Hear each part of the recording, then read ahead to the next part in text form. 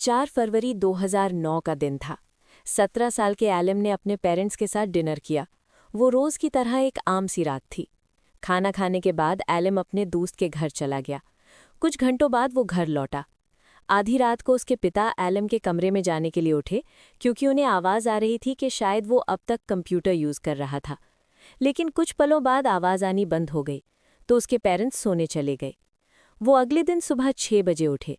Alum अपने कमरे में नहीं था। उसके पेरेंट्स ने उसके बेड पर एक नोट पढ़ा देखा। उसे पढ़ने के बाद लगा कि एलन वेस्टगेट ब्रिज गया है। अब वो घबराने लगे। एलम के पेरेंट्स ने उसके हर फ्रेंड को कॉल किया। उनमें से किसी को कोई आइडिया नहीं था कि एलम कहाँ है। इसलिए एलम के पेरेंट्स ने पुलिस को फ़ोन कर दिया। करीब 7 बजे पुलिस ने उन्हें कॉल किया।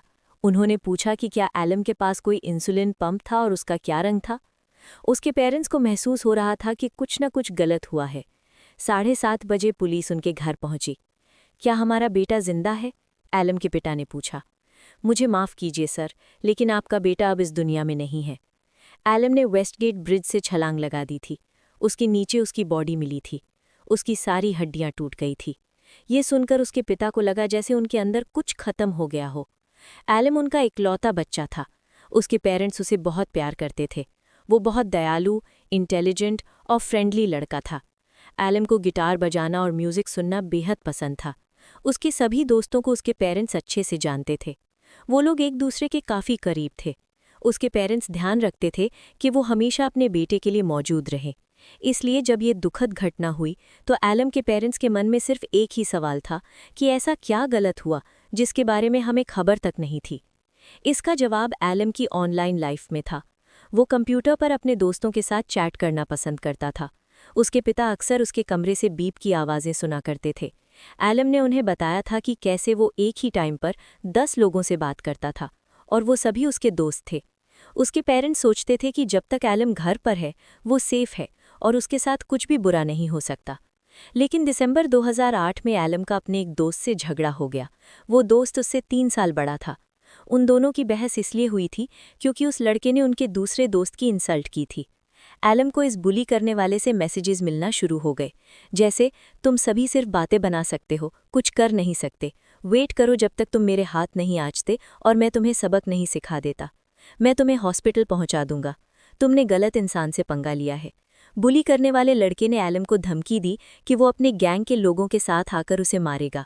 एलम के फ़ोन और कंप्यूटर में ऐसे 300 मैसेज थे। ऑस्ट्रेलिया की विक्टोरिया पुलिस ने इस लड़के को पकड़कर उस पर मुकदमा चलाया। वो गिड़गिड़ाकर माफ़ी मांगने लगा, लेकिन उसे दोषी पाया गया और इसके लिए उसे सज़ा भी हुई। इस केस के जरिए देश की पहली बार साइबर बुलिंग की सज़ा दी गई थी। आज दुनिया भर में कानून ने बुली करने वालों को पकड़ना शुरू कर दिया है। पेरेंट्स और टीचर्स को अब बुलिंग को नज़रअंदाज नहीं करना चाहिए। अडल्ट्स और बच्चों को ये नहीं कहना चाहिए कि ये तो बस थोड़ा बहुत चिढ़ाना है और हर कोई ये करता है। बुलिंग के कारण लोग आत्महत्या कर लेते हैं। अभी जब मैं और आप इस बारे में बात कर रहे हैं, तब अनगिनत बच्चे और टीनेजर्स बुलिंग का शिकार हो रहे हैं और न जाने कितने अपनी ज़िंदगी खत्म करने की सोच रहे हैं। Bullying at school. कनाडा में 2 रिसर्चर्स ने ये पता लगाने की कोशिश की कि टीचर्स अपने स्कूल में हो रही बुलिंग के बारे में कितना जानते हैं। रिसर्चर्स ने क्लास और प्लेग्राउंड में कैमरे और माइक्रोफोन छुपा कर लगा दिए। उनके रिजल्ट बताते हैं कि टीचर्स क्लास की बुलिंग में सिर्फ 14% और प्लेग्राउंड में सिर्फ 4% केस में ही मामले को अपने हाथ में लेते हैं, यानी उन्हें सुलझाते हैं। जब टीचर से पूछा गया कि क्या वो इस मामले में कुछ करते हैं, तो 71% ने हाँ कहा। लेकिन जब स्टूडेंट्स से पूछा गया कि क्या टीचर्स इसमें मदद करते हैं, तो सिर्फ 25% ने हाँ कहा। इसका मतलब ये जानने के लिए इतने टीचर्स हैं ही नहीं कि बुलिंग कब होती है और उसके खिलाफ एक्शन ले सके। डायलन और एरिक कोलोराडो के हाई स्कूल में स्टूडेंट्स थे। उन्हें दूसरे स्टूडेंट्स गे कहकर चिढ़ाते थे और परेशान किया करते थे। एक दिन वो कैफेटेरिया में ऐसे लोगों से घिरे हुए थे जो उन पर केचप फेंक रहे थे। डायलन और एरिक बदले में लड़ नहीं पाए।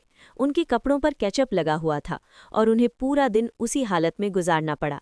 जब ये सब हो रहा था तब कुछ टीचर्स भी वहीं मौजूद थे, लेकिन उन्होंने कुछ नहीं किया।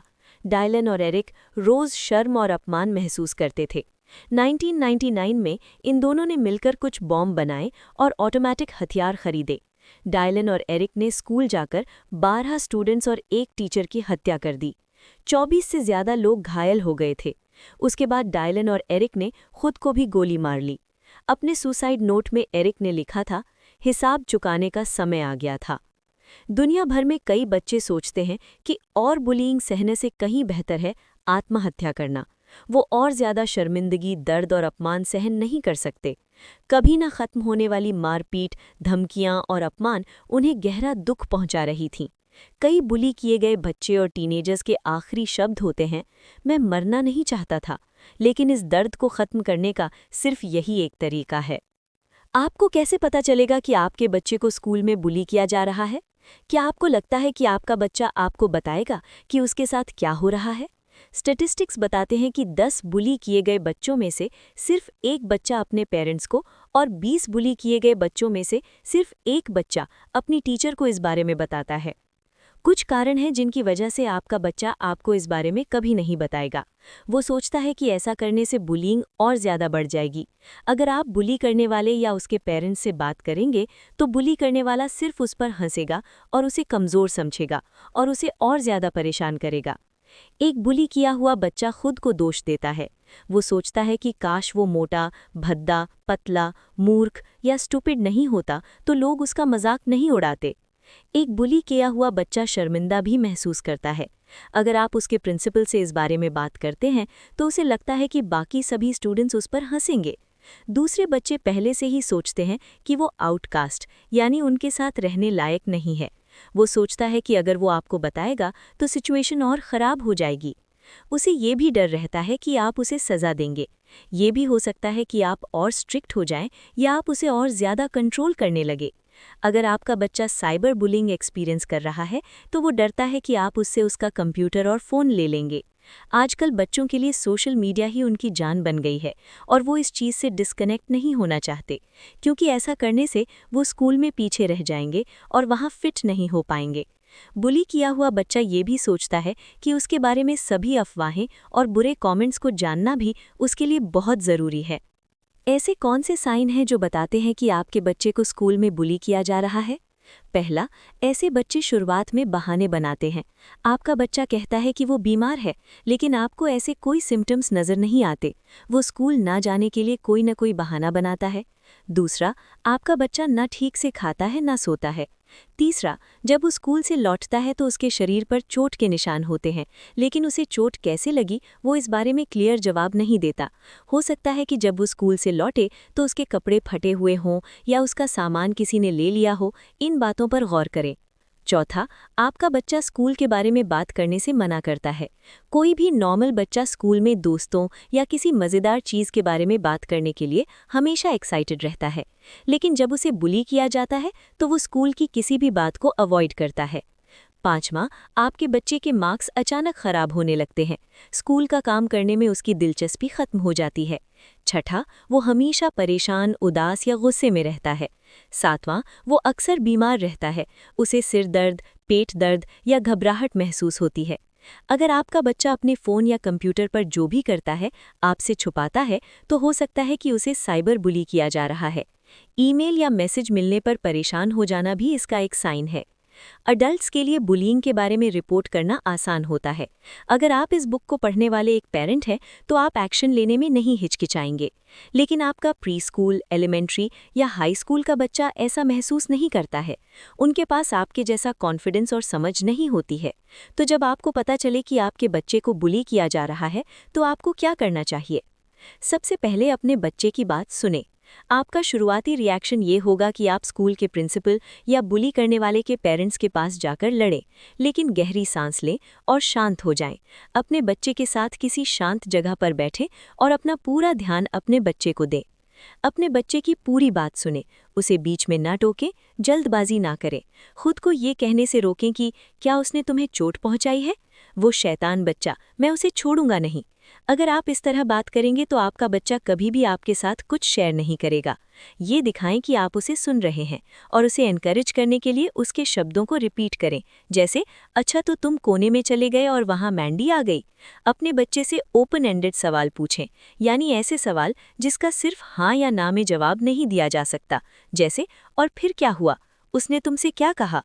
जब आपका बच्चा सब कुछ शेयर कर ले तो उसे कहें कि मुझे बताने के लिए थैंक यू, मुझ पर भरोसा करने के लिए थैंक यू। मुझे पता है कि ये तुम्हारे लिए कितना मुश्किल रहा होगा, तुम बहुत बहादुर हो। उपाय ढूंढने में अपने बच्चे की मदद करें, उसे ये महसूस कराएं कि वो इससे निकल सकते हैं। अगर आप अपने बच्चे को ध्यान से सुनेंगे तो उसे बेहतर महसूस होगा। बुली करने वाले लोग पब्लिक में बुलिंग करते हैं। उन्हें हमेशा ऑडियंस चाहिए होती है। वो अपने दोस्तों को इम्प्रेस करने और सबके सामने खुद को पावरफुल दिखाने के लिए दूसरों को बुली करते हैं। लेकिन जब उनके दोस्त इससे इम्प्रेस नहीं होते तो बुली करने वाले को मज़ा नहीं आता। अगर आप बुली करने वाले को रोकते हैं तो वो नहीं रुकेंगे, क्योंकि उन्हें इस चीज़ की परवाह ही नहीं होती है। बुली किए गए बच्चे सोचते हैं कि उनके साथ जो हो रहा है वो उसी के लायक हैं। इसलिए जो लोग एक्शन ले सकते हैं वो है टीचर्स और आसपास खड़े लोग। अगर दूसरे बच्चे बुली करने वाले को समझाते हैं कि ऐसा करना ठीक नहीं है तो चीज़ें ज़रूर बदलेंगी। बुली करने वाले आखिर ऐसा क्यों करते हैं? वो इससे क्या चाहते हैं? वो वही चाहते हैं जो कोई भी बच्चा या अडल्ट चाहता है। बुली करने वाले चाहते हैं कि उनके दोस्त उन्हें पसंद करें। वो किसी भी चीज़ में अच्छा बनना चाहते हैं। वो अपने लाइफ पर कंट्रोल महसूस करना चाहते हैं। सबसे ज़रूरी बात, ऐसे लोग ये चाहते हैं कि उनके पेरेंट्स उन्हें प्यार करें। जब एक बच्चे को प्यार नहीं मिलता या उसकी परवाह नहीं की जाती तो वो अकेलापन महसूस करता है। उसे लगता है जैसे किसी को ना उसकी परवाह है और ना ही ज़रूरत। इस वजह से वो एक अपराधी यानी गलत काम करने वाला बन जाता है। वो बच्चा सोचने लगता है, अगर मैं अच्छा नहीं बन सकता तो मैं सबसे बुरा बनकर दिखाऊंगा। अगर आप मुझे पसंद नहीं करते हैं तो मैं ऐसे काम करूंगा जिससे आप मुझे नोटिस करें। आप जितना बुरा महसूस करेंगे मुझे उतना ही अच्छा लगेगा। बुली करने वाले गुस्से या नफरत की वजह से अटैक नहीं करते। वो एक कमज़ोर को टारगेट बनाते हैं और ये कहकर कि वो मोटी है, वो बदसूरत है, वो एक रोने वाली बच्ची है, इस बात को प्रूव करने की कोशिश करते हैं कि वो इंसान इसी के लायक है। लेकिन असल में वो बस खुद पावरफुल महसूस करना चाहते हैं। वो सिर्फ अपनी पावर दिखाना चाहते हैं। ज़्यादातर बुली करने वाले लोग अपने पेरेंट्स या भाई बहन से घर पर बुली होते हैं। वो अपनी लाइफ में एक बार पावरफुल महसूस करना चाहते हैं। उनके पेरेंट्स उन्हें रोज़ मारते हैं और उनकी इंसल्ट करते हैं। इसलिए बुली करने वाले एक कमज़ोर टारगेट ढूंढकर उसे परेशान करते हैं, जिससे उन्हें अपने बारे में अच्छा महसूस होता है।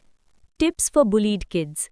अगर आपको बुली किया जा रहा है तो आपके लिए ये जानना ज़रूरी है कि इसकी वजह आप नहीं है।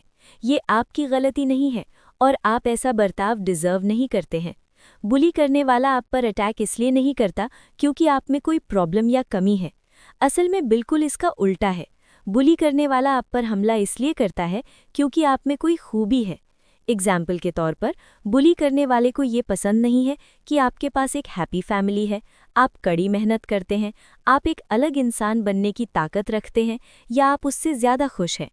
सेफ और सिक्योर महसूस करना आपका अधिकार है। अगर आपको स्कूल में बुली किया जाता है तो इससे डील करने की जिम्मेदारी आपके स्कूल की है। अगर आपको स्कूल के बाहर बुली किया जाता है तो आपकी मदद करना पुलिस की जिम्मेदारी है। यहाँ कुछ ऐसे टिप्स दिए गए हैं जो बुली करने वालों के खिलाफ कारगर साबित हुए हैं। नंबर 1, अपने पेरेंट्स को बताएं। भले ही वो कुछ ना भी करें तब भी आप बेहतर महसूस करेंगे। किसी और से कहीं ज़्यादा आपके पेरेंट्स आपकी परवाह करते हैं। किसी को बताने का मतलब ये नहीं है कि आप कमज़ोर हैं।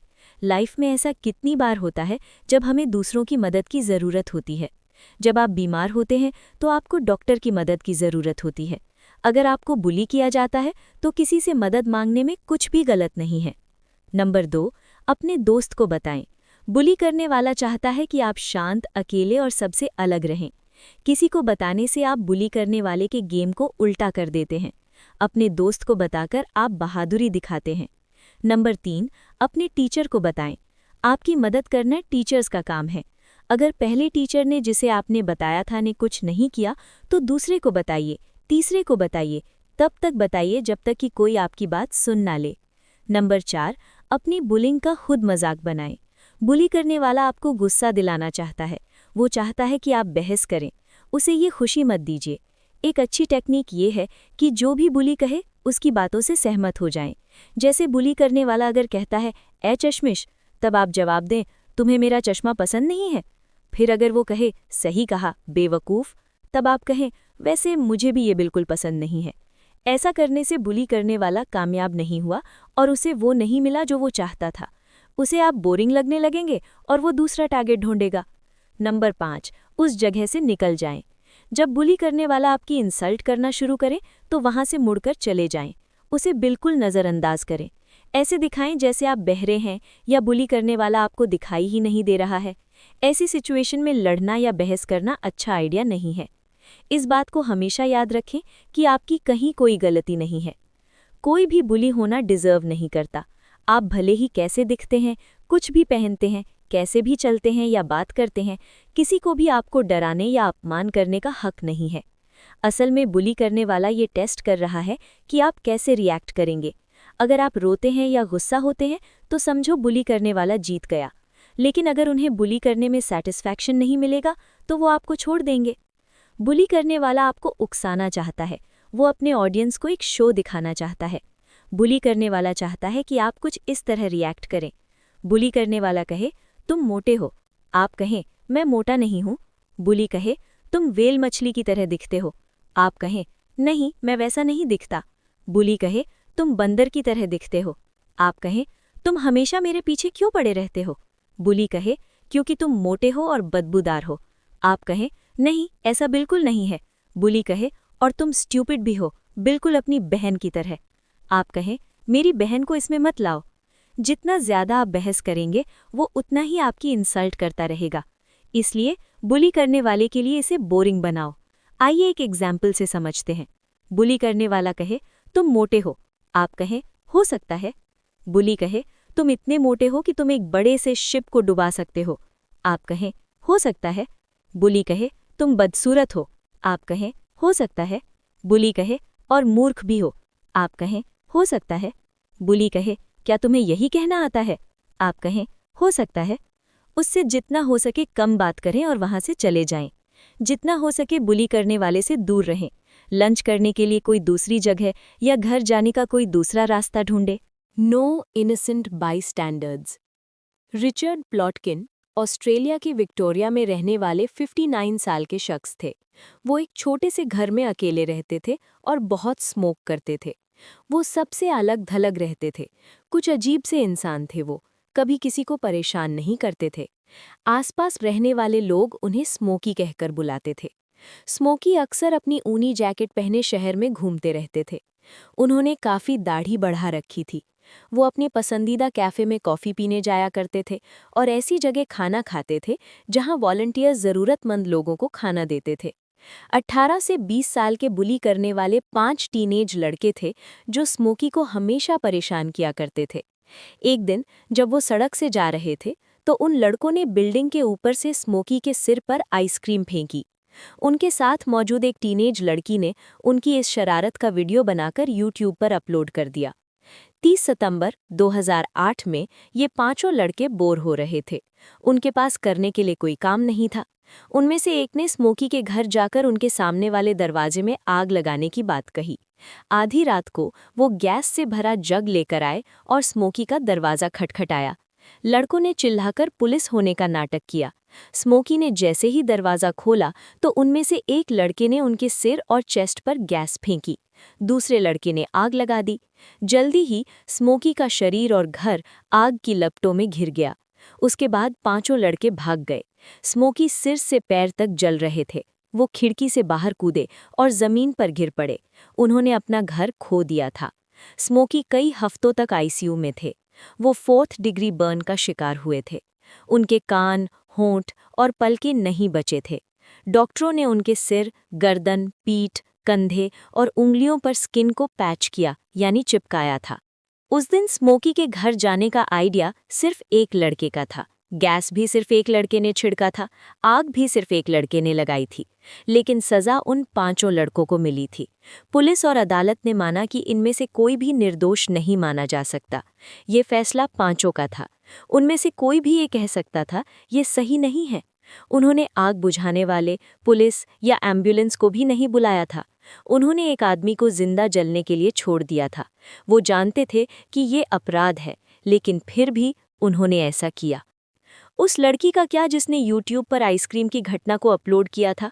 ऐसा करते वक्त वो वीडियो रिकॉर्ड करने से मना भी कर सकती थी, वो इसे डिलीट कर सकती थी और उन लड़कों से कह सकती थी कि उस आदमी को परेशान मत करो। लड़की अपने पेरेंट्स या पुलिस को बता सकती थी कि लड़के स्मोकी के साथ क्या कर रहे हैं, लेकिन उसने ऐसा कुछ भी नहीं किया। जब बच्चे बड़ी मुसीबत में पड़ जाते हैं तो ज़्यादातर पेरेंट्स कहते हैं वो गलत लोगों की संगत में पड़ गया था। उनका शुरुआती रिएक्शन दोस्तों को दोष देना होता है, लेकिन क्या आपने कभी सोचा है कि अगर वो लोग गलत थे तो आपका बच्चा उन्हें क्यों पसंद करता था? वो आपके बच्चे को क्यों पसंद करते थे? आपने अपने बच्चे को बुरी संगत से दूर रखने के लिए क्या किया? जब आप किसी को बुली होते देखते हैं तो आप क्या कर सकते हैं? अगर आप कुछ नहीं करते हैं तो आप बुली करने वाले को दिखाते हैं कि वो जो कर रहा है वो सही है।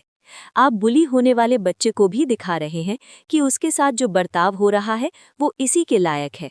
तो फिर आपको क्या करना चाहिए? आपके पास ताकत है कि आप बुली करने वाले को रोकें।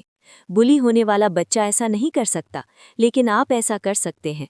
कहीं प्लीज उसे परेशान मत करो या तुम्हें उसे इस तरह डराने का कोई हक नहीं है। बुली होने वाले बच्चे की मदद करें, उसे उस जगह से निकलने में मदद करें। कहें चलो यहाँ से चलते हैं और बुली किए गए बच्चे को साथ लेकर वहाँ से चले जाएं। उससे दोस्ती करने की कोशिश करें। एक स्माइल या पीठ पर थपथपाना ऐसे बच्चे के लिए बहुत मायने रखता है जो डरा हुआ है और खुद को बेकार महसूस करता है। कहीं तुम्हें कैसा लग रहा है, चलो साथ में लंच करते हैं। इस छोटे से जेस्चर से बड़ा फर्क पड़ सकता है। बुली किए गए बच्चे के साथ बात करें, उसे सुनें और दिखाएं कि आप उसकी परवाह करते हैं। टीचर्स से बात करने में उस बच्चे की मदद करें, उसे अपने पेरेंट्स को बताने के लिए एनकरेज करें। अगर ये घटना आपके सामने हुई है तब भी आप इस बारे में बहुत कुछ कर सकते हैं। 2007 में कनाडा के नोवा स्कोशिया में 9th क्लास का एक नया स्टूडेंट पिंक शर्ट पहनकर स्कूल पहुंचा। दूसरे स्टूडेंट्स उस लड़के को गे कहकर बुलाने लगे। उन लोगों ने उस नए स्टूडेंट को डराया धमकाया भी। क्लास 12 के 2 स्टूडेंट्स ट्रैविस और डेविड ने इस बारे में कुछ करने का फैसला किया। वो पास वाले डिस्काउंट स्टोर में गए और सारी पिंक शर्ट खरीद लाए। उन्होंने सारी शर्ट बांटी और रात भर में अपने सभी दोस्तों को अगले दिन पिंक शर्ट पहनने के लिए राजी कर लिया। उन्होंने ईमेल और सोशल मीडिया के जरिए भी इस मैसेज को फैलाया।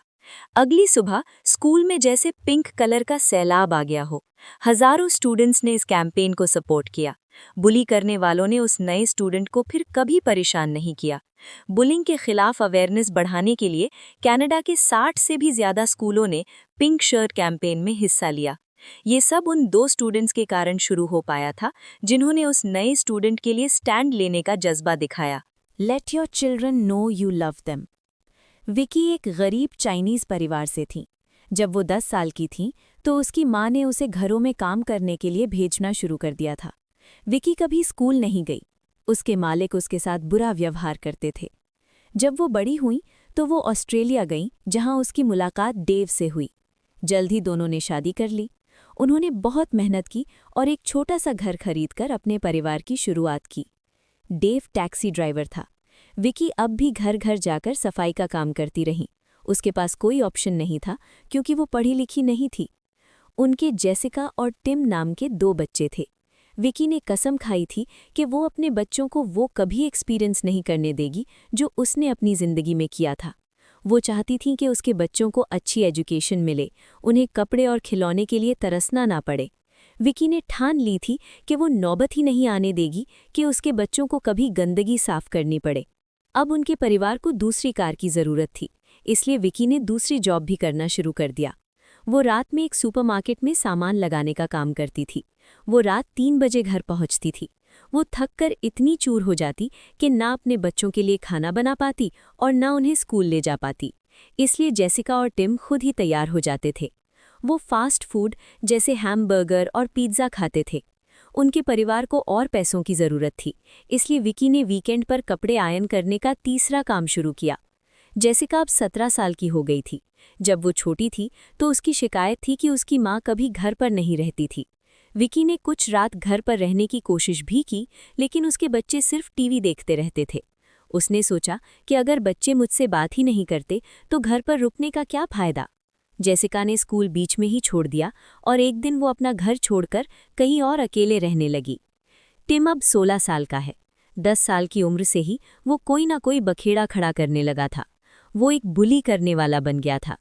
टिम अपनी क्लास के साथियों को पंच मारता था या कभी पड़ोसियों की खिड़कियों पर ईंट फेंकता था। विकी को लगता था कि उसका बेटा गलत संगत में पड़ गया है। टीचर्स ने कहा कि टिम बहुत परेशान करने वाला बच्चा है। विकी और उसके पति ने उसे एक प्राइवेट स्कूल में ट्रांसफ़र करने का फैसला किया। उन्हें उम्मीद थी कि नया स्कूल उसे एक डिसिप्लिन्ड इंसान बना पाएगा। उन्होंने स्कूल की फीस देने के लिए ज़्यादा काम करना शुरू कर दिया। लेकिन टिम नए स्कूल में भी बच्चों को बुली करता रहा। वो और परेशानियों में पड़ता गया। 15 साल की उम्र में उसे ड्रग्स की लत लग गई। टिम को उसके बुरे बिहेवियर के लिए प्राइवेट स्कूल से सस्पेंड कर दिया गया। स्कूल ने उसे रिहैबिलिटेशन यानी सुधार केंद्र भेजने का कहा। इस खर्चे के लिए विकी ने जेसिका का कमरा एक कोरियन स्टूडेंट को किराए पर दे दिया। लेकिन इस बात से टिम नाराज हो गया। उसे घर में एक अजनबी का रहना पसंद नहीं था। टिम हमेशा कहता था, मैं आपसे नफरत करता हूँ, मुझे स्कूल से नफरत है, मुझे हर चीज़ से नफरत है। उसने स्कूल छोड़ दिया और काम करने लगा। उसने शुरुआत में एक शेफ के तौर पर काम किया। उसे शुरुआत में ये काम अच्छा लग रहा था, लेकिन टिम ने अंत में इसे भी छोड़ दिया। उसका नेगेटिव एटीट्यूड और बढ़ गया। टिम को डिप्रेशन हो गया और सुसाइड करने का ख्याल उसके मन में आने लगा। विकी ने टिम की देखभाल के लिए अपनी जॉब छोड़ दी। अब उसके पास इसके अलावा और कोई काम नहीं था। वो घर पर रहकर ये ध्यान रखती थी कि उसका बेटा खुद को ख़त्म न कर ले। विकी एक प्यार करने वाली, अपने बच्चों की परवाह करने वाली माँ थी।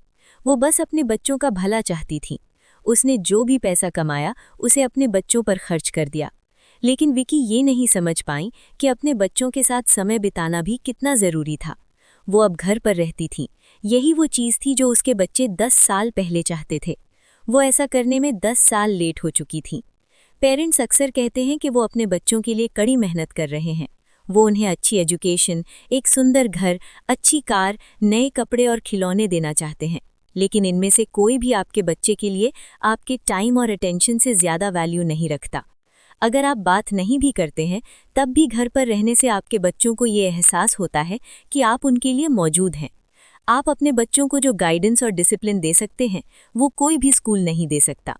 जब आपका बच्चा एक बुली बन जाता है, तो स्कूल बदल देने से कोई फायदा नहीं होगा। जब आप 12 साल के होते हैं और आपके पेरेंट्स कभी घर पर नहीं होते, तो आप हर तरीके से कहीं से भी थोड़ी भी अटेंशन पाने की कोशिश करते हैं। बुली करने, तोड़-फोड़ करने और पुलिस से पकड़े जाने से आपको अच्छा महसूस होता है। हर इंसान अपनेपन और अपनाए जाने की भावना को महसूस करना चाहता है। जब इंसान को ये नहीं मिलता, तो उसे कोई भी भीड़ अकेले रहने से कहीं ज़्यादा अच्छी लगने लगती है। वो अपने पेरेंट्स की गैर मौजूदगी से आने वाले खालीपन को किसी गैंग का हिस्सा बनकर पूरी करने की कोशिश करता है। एक बुली को एक गैंग से वो अपनापन मिलता है जो उसे अपने परिवार से कभी नहीं मिल पाया।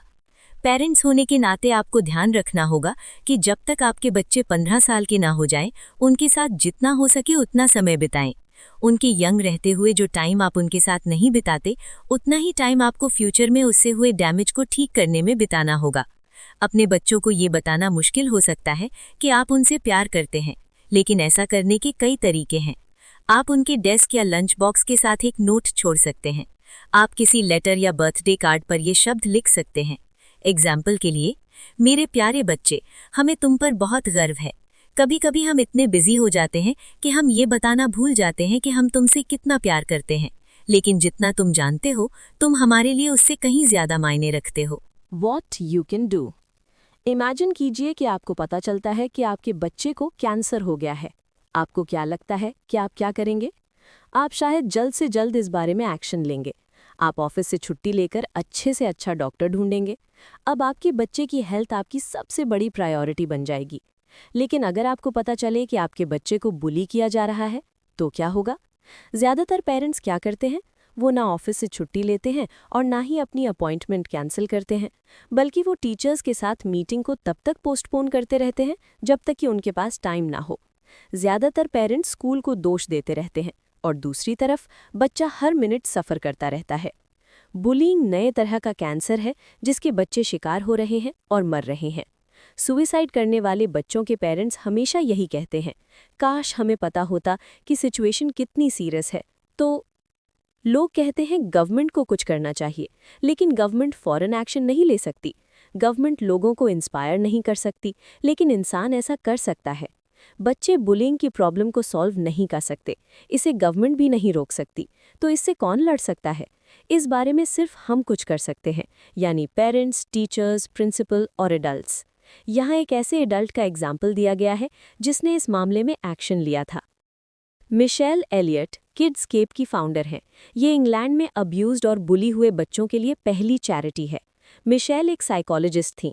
उन्होंने कई लोगों से सुना था कि बच्चे अपने पेरेंट्स, रिश्तेदार, पड़ोसी या बेबी सिटर से सेक्सुअल अब्यूज़ का शिकार हो रहे हैं। इस मुद्दे को डिस्कस करने के लिए उन्होंने हेल्थ डिपार्टमेंट की एग्जीक्यूटिव्स के साथ मीटिंग की, लेकिन उन्होंने कहा, इस देश में चाइल्ड अब्यूज़ की कोई प्रॉब्लम नहीं है। पूरे इंग्लैंड में साल में सिर्फ 10 से 20 केस ही होते हैं। लेकिन मिशेल के काम में वो सिर्फ लंदन में एक हफ्ते के 30 केस सुन रही थीं। उन्होंने 4000 स्कूल स्टूडेंट्स पर एक सर्वे भी किया। मिशेल ने पूछा, आपको किस बात की चिंता होती है? कई स्टूडेंट्स ने जवाब दिया कि वो स्कूल जाने से डरते हैं। 40% बच्चों को बुली किया गया था। उसके बाद मिशेल ने नेशनल यूनियन ऑफ टीचर्स के साथ मीटिंग की। उन्होंने कहा कि ऐसी तो कोई प्रॉब्लम नहीं है, बुलिंग सिर्फ 2% बच्चों के साथ हुई है। ये बात सुनकर मिशेल दंग रह गई। उन्होंने फैसला किया कि उन्हें कुछ करना होगा। उन्होंने अपने पति से कहा कि वो अपनी जॉब छोड़ देंगी और एक चैरिटी शुरू करेंगी। लेकिन मिशेल की और भी कई प्रॉब्लम्स थीं। उनके पास एक्स्ट्रा पैसे नहीं थे। वो 5 साल से कम उम्र के 2 छोटे बच्चों की परवरिश कर रही थीं। अगर वो अपनी जॉब छोड़ देती तो उनके परिवार को उनके पति की कमाई से ही गुजारा करना होगा। मिशेल का कोई ऑफिस नहीं था और उन्हें ये भी पता नहीं था कि चैरिटी कैसे चलाई जाती है। किस्मत से उनके पति ने उनका साथ दिया। उन्होंने अपने अपार्टमेंट में मिशेल के ऑफिस के लिए एक छोटा कमरा सेटअप किया। मिशेल ने इस मुद्दे के बारे में ठोस कदम उठाने की ठान ली थी। उन्होंने सभी न्यूज़पेपर्स को इस बारे में लिखा, उन्होंने रेडियो पर इंटरव्यूज़ किए। जल्द ही उन्हें 24 घंटे फोन आने लगे। मिशेल ने टीचर्स और पुलिस वालों को प्रेजेंटेशन दी। उन्होंने स्कूलों के लिए एंटी बुलिंग प्रोग्राम बनाए। उन्होंने बुक्स लिखीं और इस बारे में पैम्फलेट भी बांटे। उनके पति और कुछ वॉलंटियर्स ने उनकी मदद की, लेकिन जल्द ही उनके पास जगह और पैसे की कमी होने लगी। लंदन के एक उदार और दयालु इंसान ने उन्हें अपने ऑफिस में जगह दी और उन्होंने चैरिटी की मदद के लिए 10,000 पाउंड का डोनेशन भी दिया। किड्सकेप बढ़ते बढ़ते एक नेशनल ऑर्गेनाइजेशन बन गया था। ज़ैप किड्सकेप का एक दिन का ऐसा कोर्स है जो बुली हुए बच्चों के लिए बनाया गया है। ये बुली हुए बच्चों को कॉन्फिडेंस और सेल्फ वर्थ डेवलप करने में मदद करता है। ये उन्हें दूसरे बच्चों के साथ इंटरैक्ट यानी बातचीत करना सिखाता है। ज़ैप प्रोग्राम पिछले कुछ सालों में बुलिंग को 80% तक कम करने में कारगर साबित हुआ है। ज़ैप और किड्सकेप के दूसरे प्रोग्राम को कई भाषाओं में ट्रांसलेट भी किया गया है। 2000 में किड्सकेप को चैरिटी ऑफ द ईयर का नाम दिया गया था। 2008 में मिशेल को रानी से OBE भी मिला था। अगर आपके बच्चे को बुली किया जा रहा है तो जब तक रिजल्ट ना मिले तब तक शिकायत करते रहें। आपके बच्चे के लिए सेफ माहौल देना स्कूल की जिम्मेदारी है। जो असल में होता है, स्कूल अक्सर इससे इनकार करते हैं या आपके बच्चे को कमज़ोर होने के लिए ब्लेम करते हैं, लेकिन ये सही नहीं है। टीचर से बात कीजिए, अगर वो नहीं सुनते हैं तो प्रिंसिपल से बात कीजिए। अगर ये भी काम नहीं करता तो स्कूल काउंसिल या अपने डिस्ट्रिक्ट के हेड ऑफ एजुकेशन से बात कीजिए। मेयर या लोकल न्यूज़पेपर को लिखिए। ये लिखकर चिपका देना कि इस स्कूल में बुलिंग अलाउड नहीं है काफ़ी नहीं है। एंटी बुलिंग कल्चर स्कूल में सच में फॉलो की जानी चाहिए। प्रिंसिपल को स्कूल के कल्चर को लीड करते हुए उसमें बदलाव लाना चाहिए। टीचर्स को ध्यान रखना चाहिए और क्लियर रूल्स को अप्लाई करना चाहिए। एग्जाम्पल के लिए, यहाँ किसी को बुली करना अलाउड नहीं है। इसमें किसी को नाम से बुलाना, इंसल्ट करना, अफवाहें उड़ाना या किसी को चोट पहुंचाने के इरादे से किया गया कोई भी एक्शन शामिल है। रूल बुक में बुलिंग करने की सख्त सज़ा होनी चाहिए। जैसे स्टूडेंट्स को पता होना चाहिए कि अगर वो किसी को एक बार भी मारते हैं तो उन्हें अगले दिन फैकल्टी रूम में लंच करना होगा। अगर वो किसी को फिर से मारते हैं तो उन्हें अगले 3 दिनों तक फैकल्टी रूम में ही लंच करना होगा और टीचर्स उनके पेरेंट्स को इन्फॉर्म भी करेंगे। नए स्टूडेंट्स का वेलकम अच्छे से किया जाना चाहिए। बुली हुए बच्चों के साथ काइंड रहें। हर उस इंसान से काइंड रहें जिससे आप मिलते हैं, तभी आप बदलाव ला पाएंगे। कंक्लूजन, आपने एलन की कहानी से सीखा कि बुलिंग और साइबर बुलिंग करने से किसी की मौत भी हो सकती है। आपने जाना कि ज़्यादातर बच्चे अपने पेरेंट्स को कभी नहीं बताएंगे कि उन्हें बुली किया जा रहा है। वो इस बात से डरते हैं कि अगर वो स्कूल जाएंगे तो बुलिंग और ज़्यादा बढ़ जाएगी। कुछ ऐसे साइन हैं जिससे पता चलता है कि आपके बच्चे को बुली किया जा रहा है, जैसे स्कूल न जाने का बहाना बनाना, डिप्रेस्ड या गुस्सा होना और उसके शरीर पर चोट के निशान होना जिसके लिए उसके पास कोई जवाब नहीं है। सबसे पहले आपको अपने बच्चे की बात सुननी चाहिए। आपने सीखा कि बुली करने वाले पावरफुल महसूस करने के लिए दूसरों को बुली करते हैं। वो अपने दोस्तों को इम्प्रेस करना चाहते हैं और अपने बारे में अच्छा महसूस करना चाहते हैं। ज्यादातर बुली करने वाले लोगों को उनके पेरेंट्स अब्यूज करते हैं। वो ये महसूस करते हैं कि उन्हें कोई प्यार नहीं करता, इसलिए वो अटेंशन पाने के लिए दूसरों को बुली करते हैं और बुरे काम करते हैं। बुली किए गए बच्चों को इन टिप्स को आजमाना चाहिए। अपने पेरेंट्स, दोस्त या टीचर को इस बारे में बताएं। बुली करने वाले से बहस ना करें। अपनी इंसल्ट का खुद मजाक बनाना या बुली करने वाले की बात से अग्री करना ज्यादा बेहतर ऑप्शन है। बुली करने वाले पर ध्यान न दें और उस जगह से निकल जाएं। सबसे जरूरी बात ये याद रखें कि आपकी कहीं कोई गलती नहीं है। आपने सीखा कि अगर आप किसी को बुली होते हुए देखते हैं तो आप बुली करने वाले को बच्चे को परेशान न करने के लिए कह सकते हैं। आप बच्चे को वहां से दूर जाने में मदद कर सकते हैं। आप बच्चे से बात कर सकते हैं और उसे एक एडल्ट को बताने के लिए एनकरेज भी कर सकते हैं। अगर आप यंग भी हैं तो भी आप बुलिंग को रोकने के लिए कुछ कर सकते हैं। आपने सीखा कि पेरेंट होने के नाते आपका प्यार, टाइम और अटेंशन आपके बच्चे के लिए सभी चीजों से ज्यादा जरूरी है। जब आपके बच्चे छोटे होते हैं तो उनके साथ जितना हो सके उतना टाइम बिताएं। एक मजबूत, प्यार भरा रिश्ता बनाएं। इस तरह आपका बच्चा बड़ा होकर एक खुश मिजाज, सक्सेसफुल और जिम्मेदार एडल्ट बनेगा। एक नोट या लेटर लिखकर अपने बच्चों को बताएं कि आप उनसे कितना प्यार करते हैं। आपने सीखा कि बुलिंग के कल्चर को दूर करने में पेरेंट्स, टीचर्स और प्रिंसिपल्स बड़ा बदलाव ला सकते हैं। तब तक अपनी बात बोलते रहें जब तक कोई सुन न ले। स्कूल में क्लियर रूल सेट करना भी बेहद जरूरी है। बच्चों को दयालु बनना सिखाएं। हम बच्चों को पढ़ना लिखना सिखाते हैं। हम उन्हें हायर लेवल का मैथ्स और साइंस पढ़ाते हैं, लेकिन हम कितना टाइम बच्चों को दयालु बनने और दूसरों की केयर करना सिखाते हैं? नए स्टूडेंट्स के साथ काइंड रहें। बुली हुए बच्चे के साथ काइंड रहें। हर उस इंसान से काइंड रहें जिससे आप मिलते हैं, तभी आप बदलाव ला पाएंगे।